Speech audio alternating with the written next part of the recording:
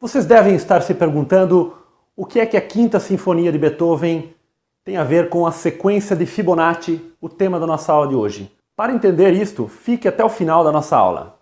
Eu sou o Eduardo, sejam bem-vindos a mais um vídeo do canal do Professor Estrada. Nós temos 3 vídeos por semana, portanto inscreva-se, clique no sininho, curta e compartilhe os nossos vídeos para ajudar a divulgação do projeto. Pessoal, estamos aí hoje com a nossa aula 152 do nosso curso de Matemática Básica. Estamos estudando sequências PA e PG.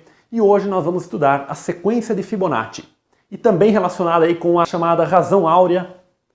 Bom, turma, tudo começa aqui com o nosso Leonardo Fibonacci, também chamado Leonardo de Pisa. Ele foi um matemático italiano, como é um personagem muito antigo aí, né?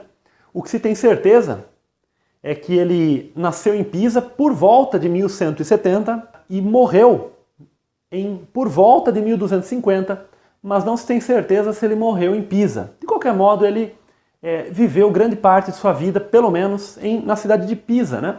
Aquela cidade famosa na Itália, onde tem a famosa Torre de Pisa. Pessoal, em 1202, portanto, aí quando ele estava com 32 anos, ele escreveu um livro famoso, que nós já falamos nesse curso em algum momento, é o chamado Liber Abaci. Seria a tradução aí do latim, seria livro do cálculo, né? Livro do cálculo. Nós falamos no nosso curso desse livro quando nós falamos de sistemas de numeração, que nós falamos dos algarismos indo-arábicos. Nós comentamos que o Leonardo Fibonacci, o Leonardo de Pisa, ele teve uma grande influência aí na introdução, na popularização, na divulgação dos algarismos indo-arábicos, que são os que nós utilizamos até hoje. Então, nesse livro, ele introduz os algarismos indo-arábicos e apresenta diversos problemas matemáticos muito importantes, interessantes. Então, o Fibonacci é realmente tido como um dos grandes matemáticos de todos os tempos, realmente. E nesse livro, em particular, ele mostra um probleminha que eu já comentei em aulas anteriores de sequências já, que é o famoso probleminha dos coelhos, em que nós temos uma população de coelhos. Nós vamos nos preocupar nessa população de coelhos, em contar apenas o número de casais de coelhos. Tem algumas condições para esse problema aí, né? Então nós temos no primeiro mês, nós temos apenas um casal de coelhos. Cada casal de coelhos, ele se torna fértil, né? Ele amadurece sexualmente somente no segundo mês de vida. E aí sim é que ele vai dar origem a um novo casal de coelhos. Outra condição do problema é que nenhum casal de coelhos morre, né? Outra condição é que não existe problema nenhum nos cruzamentos entre os casais consanguíneos ali, né? No caso, os coelhos são parentes, né? Então não existe problema. E outra condição também é que todos os casais que estiverem num mês que ele já se tornou fértil, ele vai dar origem a um novo casal. Então não vai ter opção. Então, para a construção dessa sequência, ele idealizou dessa forma. Então é claro que no primeiro mês nós vamos ter um casal, ok? No segundo mês, nós vamos continuar tendo somente um casal. Mas este casal, que era o mesmo deste mês aqui, ele já se tornou fértil. Então ele vai dar origem a um casal de coelhos. Então no terceiro mês, aí nós vamos ter 2 casais. Por que 2 casais? Porque nós tínhamos já um casal e agora este casal já deu origem a um casal de coelhos. No terceiro mês, nós temos os 2 casais que nós já tínhamos aqui, mais um novo casal que eles já estão férteis, né? Então nós temos 3 casais. Porque o casal que eles deram origem, que nasceu neste terceiro mês aqui, ele ainda não está fértil. Agora sim, neste quinto mês aqui, agora nós temos os 3 casais do mês anterior, né? Mas temos também 2 casais do mês anterior ao anterior, porque esses casais aqui já estão há 2 meses aí, já estão férteis, então eles já vão dar origem. Então nós vamos acabar somando aqui 3 mais 2. Então é claro que através da construção desse problema, fica claro que nós sempre vamos ter que somar os casais do mês anterior, mais os casais do mês anterior ao mês anterior, porque esses casais aqui são os que vão dar origem, são os novos casais de coelhos, os que vão nascer, né? Então são os casais antigos mais os que vão nascer. Então aqui nós temos 8, e assim por diante. Então, a sequência ela vai sendo construída da seguinte forma. Vou usar a letra F agora porque vai lembrar de Fibonacci, tá? Eu já apresentei algumas aulas anteriores para vocês, essa sequência, mas eu chamei de AN mesmo, né? Agora eu vou usar FN por lembrar de Fibonacci. Então essa sequência tem uma característica que é a seguinte, o F1 é igual a 1, o F2 também é igual a 1, e o Fn é igual a Fn menos 1 mais Fn menos 2 para n maior ou igual a 3.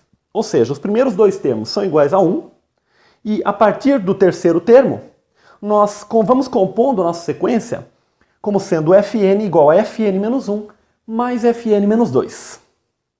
Ou seja, a soma dos dois termos anteriores.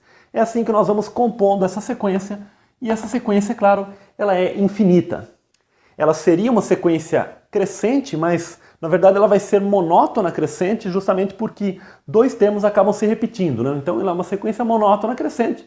Podemos até dizer uma sequência crescente, né? Se nós ignorarmos esse primeiro termo, se torna uma sequência crescente, né? A partir do segundo termo. Sequência de termos positivos, né? Todos os termos são positivos. Então esta é a chamada sequência de Fibonacci, tá ok? Alguns materiais, pessoal, em vez de colocar o F1 igual a 1 e o F2 igual a 1, colocam um primeiro termo aqui igual a 0. Então o F1 passaria a ser 0, e o F2 igual a 1, né? E o F3 igual a 1 também, e assim por diante. Observe que nós mantemos a mesma regra, porque 0 mais 1 é 1, 1 mais 1 é 2, né? Então, quer dizer, nós podemos até tratar do problema do casal de coelhos, em que nós temos no primeiro mês, nós não temos nenhum coelho. No segundo mês, aí surge um casal de coelhos, né? É colocado naquele ambiente. No segundo mês, aquele mesmo casal está lá. Então, esse 0 aqui, ele acaba não fazendo diferença. Mas eu vou preferir, pessoal, adotar aqui o primeiro termo como sendo 1 mesmo, tá ok? Isso vai ser indiferente para o nosso problema, porque a sequência acaba sendo muito parecida, só muda o termo inicial ali. Importante ressaltar, pessoal, não foi o Fibonacci o criador dessa sequência, não foi ele que primeiro enxergou essa sequência. Ele apenas criou este problema de casais de coelhos, né, para ilustrar essa sequência, tá ok? Mas essa sequência já era conhecida desde a antiguidade pelos gregos, principalmente, tá? Então ele apenas mostrou através desse problema aqui. Existem, pessoal, outras formas, aliás, muitas outras formas de se enxergar a sequência de Fibonacci. O número de maneiras de se subir uma escada, de tal maneira que nós nunca possamos eventualmente descer um degrau, mas nós possamos ou ir um degrau de cada vez, ou no máximo pular um degrau, né? Então, isso é exatamente a sequência de Fibonacci que acaba aparecendo também, tá? Então, esse é um outro exemplo de como pode aparecer a sequência de Fibonacci aí. Mas no decorrer da aula, com todos os exemplos que nós vamos dar, vai ficar claro quão numerosos são os exemplos para a gente ilustrar aí a sequência de Fibonacci. Um outro detalhe que nós comentamos aqui, pessoal, é o seguinte, que esta forma como nós definimos a sequência, nós vimos que quando nós temos a lei de formação, né, ou chamado termo geral de uma sequência, nós temos duas formas aí. Nós temos a lei de formação ou termo geral expresso através de uma fórmula explícita, em termos de n, ou de uma forma implícita, que nós chamamos uma forma recursiva, uma forma por meio de uma relação de recorrência, que é o caso aqui. Aqui nós estamos expressando o enésimo termo da nossa sequência de Fibonacci através da soma dos dois anteriores, né? Definindo os dois primeiros aqui. Ora, esta é uma forma de expressar a sequência de Fibonacci de uma maneira implícita, através de uma relação de recorrência, ou seja, em função dos termos anteriores. Há algumas aulas também, quando eu apresentei essa sequência para vocês, eu falei que essa sequência, embora não seja simples, né, a dedução para o nosso nível atual, é possível mostrar que a sequência Fibonacci tem também uma fórmula explícita que eu passei para vocês e que eu vou reproduzir novamente aqui. Bom, pessoal, esta é a fórmula explícita da sequência de Fibonacci. Então o Fn, né, o enésimo termo da sequência de Fibonacci, é dado por 1 sobre raiz de 5, 1 mais raiz de 5 sobre 2, tudo elevado a n, menos 1 sobre raiz de 5, vezes 1 menos raiz de 5 sobre 2, tudo elevado a n também, isso para n maior ou igual a 1. Para n igual a 1, pessoal, já é muito simples, nós percebemos que essa fórmula é verdadeira e vai resultar de fato 1 aqui, né? Porque aqui nós vamos ter 1 mais raiz de 5 sobre 2 elevado a 1, vai ser 1 mais raiz de 5 sobre 2. E aqui 1 menos raiz de 5 sobre 2. Então, como esse 1 sobre raiz de 5 vai ser um termo comum, este 1 mais raiz de 5 sobre 2, quando nós subtraímos 1 menos raiz de 5 sobre 2, vai acabar aparecendo aqui meio, menos meio vai se cancelar. raiz de 5 sobre 2, menos com menos, mais raiz de 5 sobre 2 vai dar raiz de 5. Né? Então, quando nós multiplicarmos o raiz de 5 por este 1 sobre raiz de 5, que vai estar em evidência, vai dar de fato 1. Mas vamos aplicar essa formulinha para o n igual a 3, por exemplo, só para nós ilustrarmos que de fato vai ter que dar 2 aqui. 1 mais 1 é 2, que é de fato o terceiro termo da nossa sequência de Fibonacci, tá ok? Quer dizer, os cálculos acabam resultando complicados, mas se vocês quiserem saber, por exemplo, o centésimo termo da sequência de Fibonacci, vocês podem fazer esse cálculo usando uma calculadora científica. Vocês vão ter esse cálculo, caso, devido a algum erro de precisão da calculadora, o resultado não dê tão correto, vai dar um número muito próximo de algum número natural. Aí você vai poder deduzir que aquele número natural é o número que você deseja, porque a sequência de Fibonacci é uma sequência que se compõe somente de números naturais, né? Não tem números quebrados aí na sequência de Fibonacci. Bom, turma, agora nós vamos para a chamada razão áurea, ou também chamada divina proporção, número de ouro, número áureo, enfim, tem diversos nomes aí para esse número aqui que eu vou chamar de razão áurea simplesmente. E nós vamos entender aí, com o tempo ao longo da aula, o porquê que ela é chamada razão áurea. Mas como é que nós definimos a razão áurea? Eu vou fazer uma definição algébrica, totalmente algébrica, sem me preocupar aqui com questão geométrica e tudo mais, e depois eu vou fazer um gancho aí com a parte geométrica, para nós termos uma visão geométrica também desta razão, dessa proporção áurea, né, chamada. Bom, vamos imaginar aqui, pessoal, que nós temos dois números reais, A e B, e eu já coloquei dessa forma. A é maior do que B, maior do que zero. Ambos são positivos, e o A é maior do que o B. Quer dizer, dois números reais positivos, tais que um deles é maior do que o outro. E quando é que se define que esses dois números, A e B, estão na chamada razão áurea? Quando nós fazemos o seguinte: quando a razão entre o maior e o menor, quer dizer, o maior está para o menor, assim como a soma dos dois valores está para o maior. Quer dizer, o maior está para o menor, assim como a soma está para o maior. Isto é uma definição totalmente algébrica da nossa razão áurea. Este valor aqui é que recebe o nome de razão áurea, né? Que nós utilizamos a letra grega φ, ok? Então, o φ é uma letra grega que nós, inclusive, usamos para denotar conjunto vazio também, né? Nós temos utilizado aí. Mas aqui, nesse caso, ela é usada, em grande parte, para representar a razão áurea, em homenagem a um escultor da Grécia Antiga chamado Fídias, né? Fídias. Né? Ou simplesmente Fídias. Se nós aportuguesamos aí, né? Fídias. Mas é que o F no grego acaba sendo a letra Φ, né? Aquele templo bonito, antigo, que vocês estão vendo aqui, uma ilustração aqui do lado, né? O Partenon, aquele templo da Grécia. E naquele templo aparece esta proporção áurea aqui que nós vamos entender já como é que ela aparece ali, tá ok? Então, em homenagem a ele que foi utilizada essa letra Φ aqui para representar a razão áurea. Mas, geometricamente, pessoal, como é que ela aparece, essa razão áurea, né? Uma das formas, pessoal, é o seguinte. Vamos imaginar que nós temos um segmento e nós dividimos esse segmento em duas partes. Uma de tamanho A e outra de tamanho B. Sendo que a de tamanho A é maior do que a de tamanho B. Então, quando nós colocamos essa proporção, o que nós estamos dizendo? Que esse segmento ele é tal que ele foi dividido de tal maneira que o segmento maior está para o menor, assim como o segmento todo está para o maior. Né? Veja que é exatamente o que aparece ali. O A está para o B, o maior está para o menor, assim como o segmento todo, que é A mais B, está para o maior, que é o A. Tá? Então essa é uma perspectiva geométrica. Então esse segmento, essa divisão aqui, nós chamamos de divisão áurea. Né? Esse segmento é chamado de segmento áureo, porque ele está dividido dessa forma aqui. Utilizando essa primeira proporção aqui, pessoal, A sobre B igual a φ, nós podemos dizer que A é igual a B vezes φ. Tá? Passei multiplicando este B aqui. Agora eu vou pegar esse valor de A e vou substituir aqui nessa expressão. Então nós temos A mais B sobre A igual a φ. Vou substituir o valor de A ali naquela expressão. Então nós vamos ficar com Bφ mais B dividido por Bφ, tudo isso igual a φ. Agora nós vamos colocar o b em evidência em cima. Vai ficar b, que multiplica φ mais 1 sobre b vezes φ. E isso é igual a φ. Podemos cancelar este b, né? E agora eu vou passar este φ multiplicando ali. Então nós vamos ficar com φ mais 1 aqui igual a φ ao quadrado. Eu só passei multiplicando esse φ aqui. φ mais 1 igual a φ ao quadrado. Pois bem, portanto, vou passar todos os termos para o outro lado, vamos ficar com uma equação do segundo grau.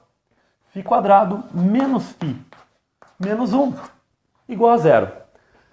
Temos uma equação do segundo grau, mas em vez de x, né, que nós estamos mais acostumados, apareceu a variável x, a variável φ aí, né, a incógnita φ. Tá? E agora nós vamos resolver essa equação usando a formulinha de Bhaskara. Delta é igual a b quadrado menos 4 vezes a vezes c. O nosso b é menos 1, então nós temos menos 1 ao quadrado, menos 4 vezes a, vezes o c, que é menos 1 também. Então o nosso delta é menos 1 ao quadrado é 1, menos com menos é mais, 1 mais 4. E isso é igual a 5. Portanto, o nosso φ ele é igual a menos b mais ou menos raiz de delta sobre 2 vezes a.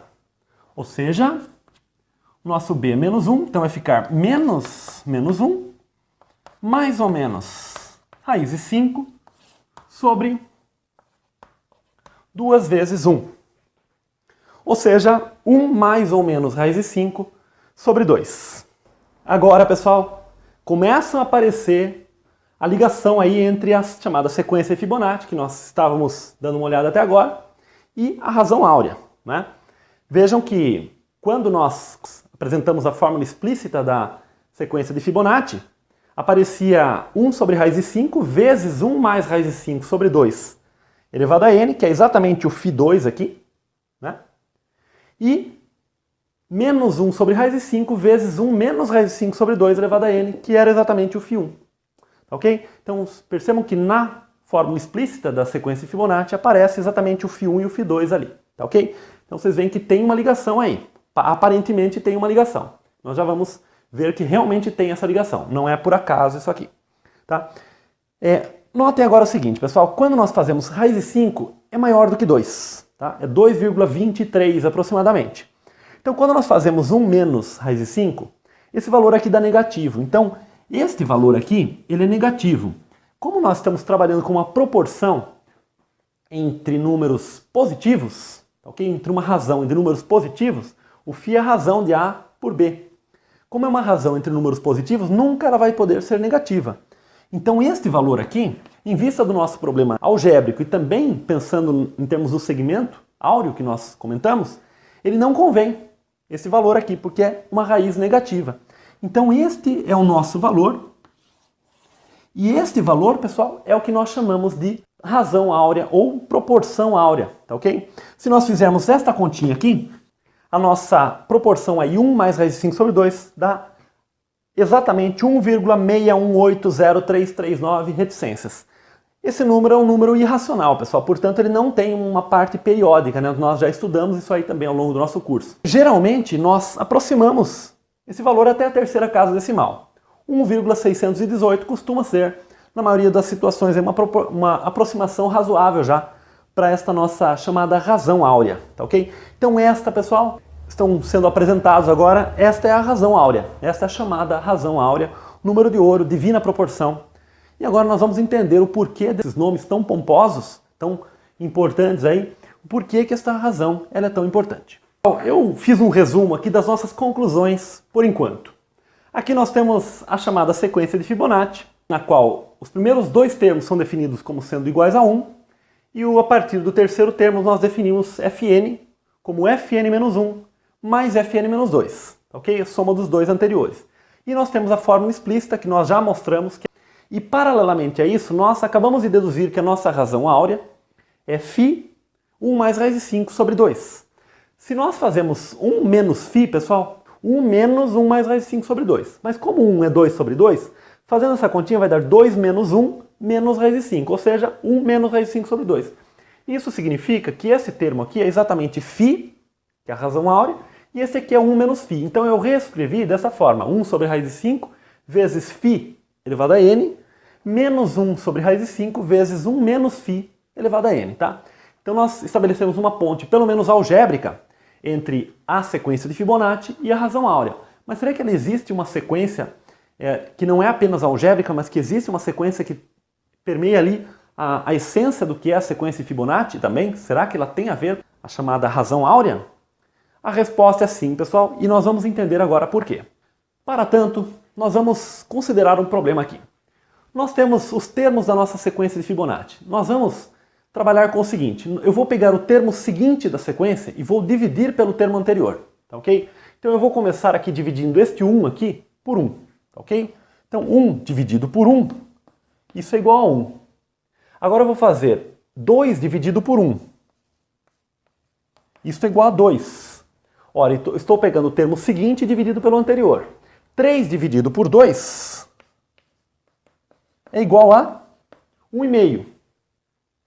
5 dividido por 3 é igual a 1,66 reticências. Uma dízima periódica, né, com o período 6 aí. Agora, se nós fizermos 8 dividido por 5, isso vai dar 1,6.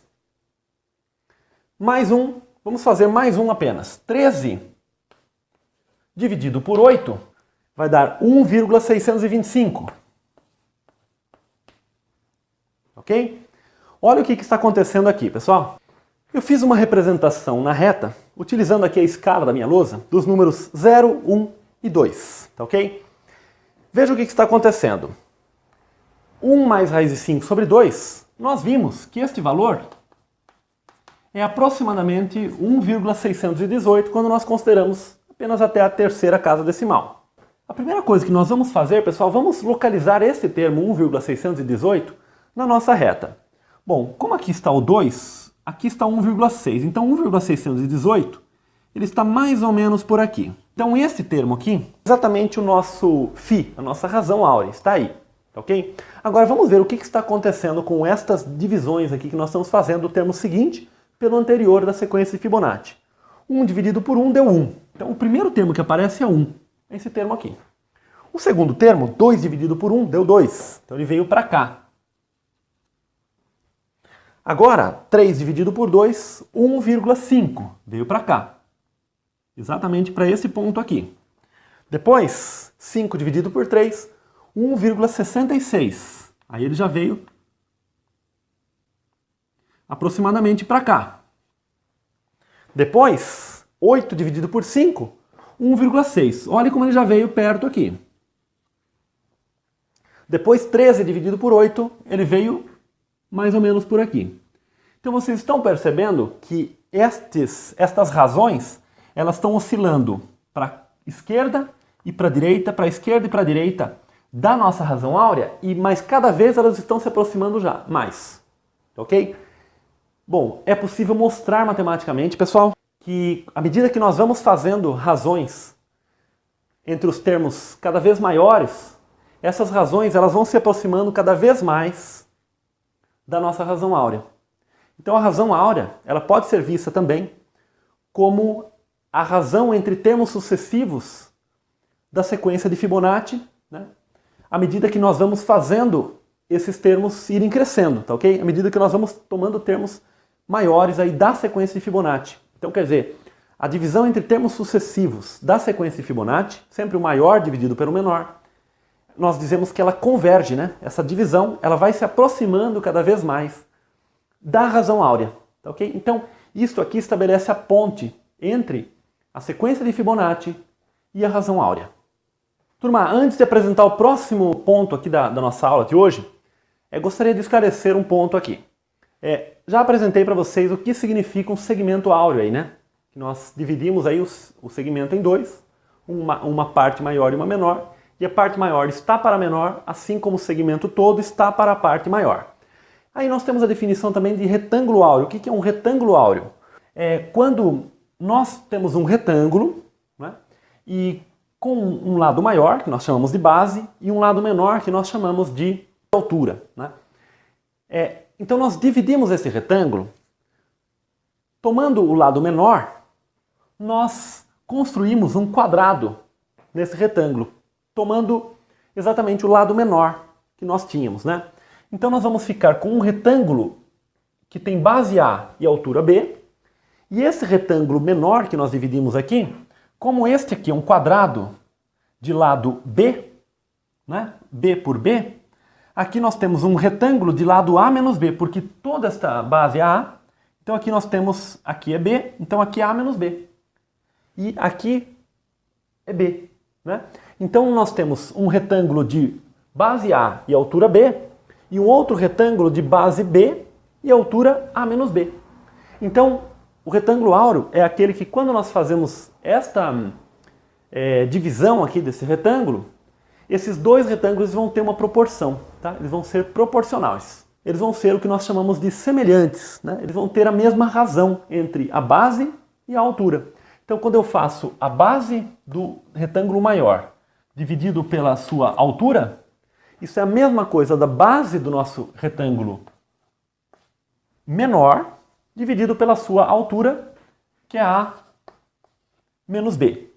Se nós fizermos essa conta de maneira parecida como nós fizemos aqui com o segmento áureo, né, nós vamos descobrir, né, chamando isso aqui de uma certa variável, x, por exemplo, né, vocês podem até fazer isso depois, nós vamos descobrir que esta razão aqui, ela também vai ser igual a φ, também a razão áurea. Então, esse retângulo é chamado retângulo áureo também. Quando nós vamos dividindo os quadrados, nós vamos criando retângulos que são sempre semelhantes ao retângulo maior. Bom, turma, mas nós falamos do retângulo áureo, mas agora aqui eu gostaria de propor aqui para vocês uma outra situação. De uma certa forma, nós vamos construir esse retângulo áureo, tá ok? Como é que nós vamos fazer? Eu vou imaginar, aqui eu tenho minha lousa quadriculada, eu tenho dois quadrados de lado 1. Eu vou colocar um do lado do outro, né, um em cima do outro. Este número que eu estou colocando no meio do quadrado é exatamente o comprimento do lado desse quadrado. Então eu tenho dois quadrados de lado 1, portanto eu tenho um retângulo 2 por 1. Agora, do lado desse retângulo eu vou construir um quadrado de lado 2. Vou construir este quadrado aqui de lado 2. Agora aqui nós temos um retângulo de lados 3 por 2. Então eu vou construir aqui um quadrado de lado 3. Agora nós ficamos aqui com um retângulo de lados 5 e 3. Ou seja, agora eu vou construir um quadrado aqui de lado 5.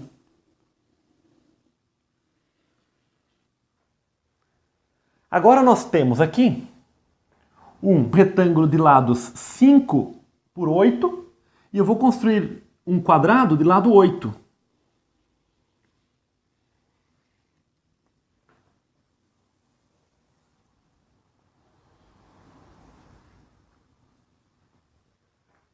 Então agora nós temos aqui um quadrado de lado 8. Agora eu tenho um novo retângulo aqui, cujos lados são 8 por 8 mais 5, que é 13. Vou construir um quadrado de lado 13 aqui.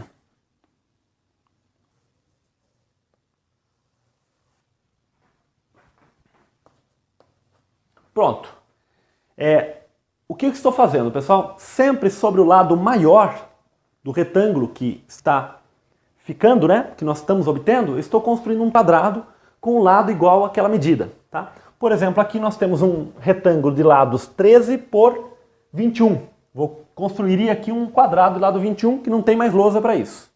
Bom, como é que está sendo esse processo aqui, pessoal? Nós estamos sempre somando o valor do lado do quadrado anterior com o do outro quadrado que nós tínhamos construído. Ou seja, esse processo é exatamente a sequência de Fibonacci que está aparecendo.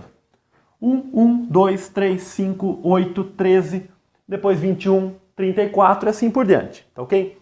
E aí qual que vai ser a ideia que nós vamos fazer aqui agora? Se nós pensarmos no retângulo áureo que eu acabei de falar para vocês, nós estamos fazendo um procedimento exatamente inverso. Se nós pensarmos um retângulo áureo, aqui nós temos um quadrado, né? E aqui nós temos um novo retângulo. Então nós podemos construir um quadrado aqui, neste retângulo, agora um novo quadrado aqui, agora um novo quadrado aqui, um novo quadrado aqui e assim por diante. Nós podemos ir construindo um quadrado dentro de cada retângulo que nós temos, tá? Aqui eu estou fazendo o contrário, estou construindo os quadrados, né? Estamos fazendo ao contrário, estamos partindo do retângulo, estamos construindo os quadrados. Agora, um detalhe, pessoal, quando nós fazemos desta forma aqui, os novos retângulos que nós vamos obtendo, como o nosso retângulo original era áureo, um retângulo áureo, os novos retângulos que nós vamos obtendo, eles também são retângulos áureos, tá ok? Então, por exemplo, aqui nós temos um quadrado e este retângulo. Então, este retângulo e o retângulo menor são áureos, que eu já comentei com vocês. Quando nós desenhamos este quadrado, este retângulo e este também estão na proporção áurea aí. Esse também é um retângulo áureo, ou seja, ele também tem essa divisão que vai resultar na proporção áurea. Quando nós dividimos este quadrado, este retângulo também vai ser áureo. Este retângulo também é áureo. Este retângulo é áureo. Ou seja, a razão entre o lado maior e o menor sempre vai dar aproximadamente 1,618. Nós já vimos que é a razão áurea. Neste caso aqui, nós não estamos tendo retângulos áureos, como naquela situação ali, que nós partimos de um retângulo áureo. Nessa situação, nós partimos de um retângulo 2 por 1. Se nós dividimos 2 por 1, não dá 1,618 aproximadamente, dá 2. Né? Então esta razão, 2 por 1, deu 2. Depois esse retângulo que nós obtivemos, ele é 3 por 2, ou seja, a razão deu 1,5. Agora nós temos um retângulo 5 por 3, ou seja, 1,66 aproximadamente. São exatamente a razão entre os termos sucessivos da sequência Fibonacci. Mas nós vimos que esta razão, ela converge, ela vai se aproximando da razão áurea. Portanto, quando nós vamos expandindo muito esse processo dessa construção desses quadrados aqui, nós vamos acabando convergindo para uma situação desse tipo, que nós vamos tendo retângulos áureos. Nunca vamos ter retângulos áureos nessa situação aqui, mas vamos tendo retângulos que vão se tornando cada vez mais próximos de um retângulo áureo, tá ok? Então, de uma certa forma, as duas situações acabam convergindo aí para a mesma situação, tá ok? Para o mesmo resultado, tá ok? Por isso é que eu vou apresentar esta ideia aqui para vocês agora, e isso vai ser válido, né, tanto quando nós partimos do retângulo e vamos dividindo em quadrados, quanto quando nós partimos do retângulo e vamos construindo os quadrados externamente. Mas enfim, qual vai ser a ideia aqui, pessoal? Olha o que nós vamos fazer aqui. Eu vou partir deste ponto aqui, que nós temos, deste segundo quadrado, o quadrado que está em cima aqui. E imaginando um compasso, né, com a ponta neste vértice aqui do quadrado, nós vamos traçar aqui um arco de circunferência, 1/4 de circunferência aqui, ok? Então nós temos um quarto de circunferência, uma fatia de uma pizza foi dividida em 4 partes, então aqui nós temos 1/4 exatamente. Agora, fixando o compasso aqui, com a ponta seca nesse ponto, eu vou traçar 1/4 de circunferência aqui, neste quadrado agora aqui. Agora, fixando a ponta seca neste vértice, eu vou traçar um arco de circunferência neste quadrado aqui. Agora, fixando a ponta seca neste ponto aqui, eu vou traçar um arco de circunferência neste quadrado aqui. Agora, fixamos aqui e traçamos este arco de circunferência. Por fim, fixando aqui, traçamos este arco de circunferência. Ok? Se vocês observarem bem, o que é que está acontecendo aqui, pessoal? Nós estamos traçando o que nós chamamos de uma espécie de espiral, né? Porque, se vocês observarem bem, esta curva, né? Ela vai se abrindo em torno de um ponto fixo central aqui, digamos. Então isso é o que nós chamamos de espiral. No entanto, pessoal, esta espiral não é qualificada com nenhum nome específico, mas ela é a espiral relacionada aí ao retângulo áureo, a chamada sequência de Fibonacci, né? Porque nós vamos tendo arcos de circunferência. Temos vários tipos de espirais na matemática, tá ok? Existem vários tipos de espirais. Essa espiral, ela está mais próxima do que nós chamamos de uma espiral logarítmica, tá ok? Nós não vimos ainda, não estudamos o logaritmo ainda, mas ela está mais próxima, ela se aproxima mais de uma espiral chamada logarítmica. É uma espiral em que vai se abrindo, a curva vai se abrindo, né? E ela tem uma série de características, ok? Mas ela se aproxima da espiral logarítmica. Importante ressaltar que ela não é exatamente uma espiral logarítmica, ela se aproxima de uma espiral logarítmica.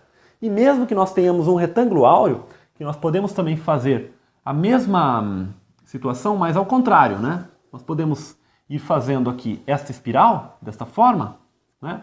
Sempre com base no quadrado, então nós vamos tendo, né, essa espiral. E aí ela vai se fechando. Essa espiral também se aproxima de uma espiral logarítmica. Okay? Ela não é exatamente uma espiral logarítmica. A título de curiosidade, pessoal, aproximadamente este símbolo, né, essa espiral, que é famosa aí na matemática, porque tem a ver aí com sequência Fibonacci, com razão áurea, que nós estamos vendo aqui, ela é adotada aí como símbolo da SBM, que é a Sociedade Brasileira de Matemática. Tá? A SBM adota exatamente essa figura aqui como um símbolo, um distintivo aí da SBM. Agora sim, pessoal, nós chegamos ao ponto dessa aula que nós vamos começar a falar aí de algumas aplicações, né? Por que isso tudo é importante? Por que é chamado de razão áurea? Né? Onde é que tudo isso se aplica? Né? Bom, vamos começar falando dessa espiral aqui. Nós temos aquela concha, o chamado Nautilus, um molusco. A concha do Nautilus, ela é aproximadamente essa figura aqui. Ela forma uma espiral que segue o padrão próximo, muito próximo do formado aqui com a sequência de Fibonacci, com o retângulo áureo. Aquela planta bromélia, também, ela tem umas partes que vão fazendo estruturas, compondo estruturas que se assemelham a essa espiral também. E interessante notar que esta formação, no caso da bromélia, e esta propriedade tem a ver com a propriedade da espiral logarítmica, que esta formação, esse tipo de espiral, possibilita que todas as partes daquele setor ali da planta, né, eles recebam a mesma quantidade, né, de luz solar, né, para que o crescimento da planta seja igualitário, né, não seja desequilibrado o crescimento para uma parte da folha, outra parte, né. Então, quer dizer, e também facilita o escoamento da água também. Essa estrutura, ela acaba tendo essa relação. Se nós deixamos um pouco de lado aí essa espiral, nós pensamos somente na razão áurea, né? O fato desta espiral, né, que tem a ver com a sequência Fibonacci aí, aparecer na concha do Nautilus, nas folhas da bromélia, já indicam para vocês a importância, né, como aparece a chamada razão áurea. Mas vamos além, pessoal. O corpo humano, né? Se nós analisarmos o corpo humano, em geral, né, claro que existem variações, existem casos em que essa proporção não é tão satisfeita, mas em geral, se nós analisarmos a média da população aí, se nós dividimos a altura de uma pessoa pelo comprimento, pela distância do umbigo até o chão, resulta aproximadamente a razão áurea. Por exemplo, eu acabei de fazer aqui comigo, eu tenho cerca de 1,84 de altura e a distância do meu umbigo até o chão é aproximadamente 1,13. Então, fazendo essa divisão, para mim, resultou aproximadamente 1,628, que é um valor bastante próximo da razão áurea, né? Então, vocês veem que para mim funcionou pelo menos essa proporção aí. Se nós dividirmos a altura do nosso crânio, a altura do nosso crânio, da cabeça até o queixo, pela altura da mandíbula até o alto da cabeça, também resulta muito próximo aí da razão áurea. Se nós dividirmos o comprimento do nosso dedo pela medida da primeira dobra do nosso dedo até a ponta do nosso dedo, de cada dedo, resulta também aproximadamente a razão áurea, aproximadamente 1,618. A medida da cintura até a cabeça, dividido pelo tamanho do tórax, também resulta aproximadamente a razão áurea. Então vocês percebem que este valor, que é aproximadamente 1,618, ele aparece muito no ser humano e em outros animais também. Tanto é que nós temos aquela famosa ilustração que eu estou mostrando aqui para vocês do lado, né? Que se deve aí a Leonardo da Vinci, né? Que é o chamado homem vitruviano. Um arquiteto romano famoso, chamado Marco Vitrúvio Polião, né? Ele cunhou essa expressão aí, o homem vitruviano. Então, é o ser humano ideal aí, né? Em que essas razões, essas medidas, elas se satisfariam, né? E Leonardo da Vinci, por muito tempo se perdeu, né? Isso tudo. Este Vitrúvio viveu em Roma lá pelo século I antes de Cristo ainda, né? E por muito tempo se perdeu, e aí lá por 1500 mais ou menos, Leonardo da Vinci voltou à tona aí, né? Com esta ideia e fez essa famosa ilustração aí que permeia os livros. Vocês provavelmente já viram isso, né? E reflete justamente essa questão da razão áurea, né? Das medidas do homem, não só essa razão áurea, mas outras razões também, outras ideias, né? Tem a ideia de um círculo também que aparece, enfim. Toda essa ideia. Em outros animais também, isso aparece em outras plantas, em outras paisagens da natureza, tudo mais. Voltando aí à letra Φ, que eu já comentei, né? Que se deve homenagem a Fídias, né? Que foi um grego aí, Partenon, na Grécia Antiga, né, que ainda hoje nós temos lá as ruínas do Partenon, na Grécia. Então, toda a estrutura do Partenon ali, nós encontramos retângulos áureos ali nas colunas, né, nos vãos que nós temos. A própria fachada obedece também à razão áurea, à proporção ali do retângulo, né, que nós encontramos na fachada. Então, ela foi muito utilizada ali por ele. Isso lá na Grécia Antiga, né? E aí no Renascimento, por volta do ano 1500, mais ou menos, descobrimento do Brasil, né, aproximadamente, nós temos aí um retorno aos ideais clássicos na Europa, claro, né? O Brasil ainda estava iniciando aí, né? Ou melhor, estavam os índios já, né? Aqui estavam descobrindo, né? Entre aspas, estavam descobrindo o Brasil, que já havia sido descoberto pelos índios, que aqui já estavam, né? Mas enfim... Então, lá na Europa, estava aí o Renascimento, né? E o Renascimento trouxe um retorno àqueles ideais clássicos, né? Que nós tínhamos ali na Grécia Antiga, né? E aí vários pintores, escultores começaram a utilizar essa proporção que aparecia muito na natureza, que tinha sido muito explorada pelos antigos, né? Na antiguidade. Então, por exemplo, nós temos este quadro famoso aqui de Botticelli, chamado Nascimento de Vênus, e nesse quadro ele usa a proporção áurea. As próprias dimensões do quadro também obedecem à proporção áurea. O próprio Leonardo da Vinci também, na sua obra mais famosa, que é a Mona Lisa, ele obedece aí à razão áurea, mas isto, em grande parte, devido às próprias proporções da anatomia humana mesmo, que eu já comentei para vocês agora há pouco, né? Então ele, por representar fielmente a anatomia humana, ele acaba obedecendo a razão áurea aí nas proporções da Mona Lisa, né? Mas aí tem alguns detalhes também, que é a posição dos olhos da Mona Lisa na figura, que aí ele colocou dentro de certas medidas, satisfazendo aí a relação áurea, do retângulo áureo, né?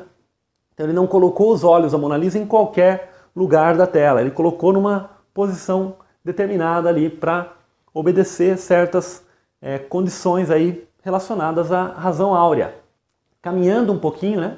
E aí nós vamos tendo artistas mais atuais, como por exemplo o pintor espanhol Salvador Dalí, né? Que também utilizou em algumas de suas obras aí as proporções áureas em algumas obras. Na literatura, existem estudos aí que mostram que escritores aí como Victor Hugo e William Shakespeare, escritores muito famosos, utilizaram a razão áurea aí em alguns de seus escritos, na maneira como eles foram dividindo o texto em números de letras, né, que utilizaram em cada frase, números de palavras, enfim. Acabaram utilizando também a própria sequência de Fibonacci também. No cinema, aquele filme famoso, o Encouraçado Potemkin, um filme russo, né, que ainda a parte do cinema mudo aí, né, ele utilizou também nas divisões do filme, né, nas divisões da película, né, do rolo do filme, ele foi utilizando algumas proporções aí dentro da sequência de Fibonacci, refletindo a razão áurea também. Então, vocês veem que isso começa a aparecer. Mas vejam que todos esses exemplos que eu estou dando, aí já são coisas que não estão dentro da natureza, né? Foram coisas que a arte foi, digamos, imitando a natureza, né? Então, partiu da natureza essa inspiração, né? De se pensar o número áureo como sendo um número, como se fosse um número mágico, um número divino, né? Por isso também chamada divina proporção também. Justamente pelo fato de que esse número aparece muito na natureza, né? Como eu já comentei, em plantas, em tudo mais, em nossa anatomia, em todas essas situações. Então muitos artistas foram e começaram a utilizar isso aí.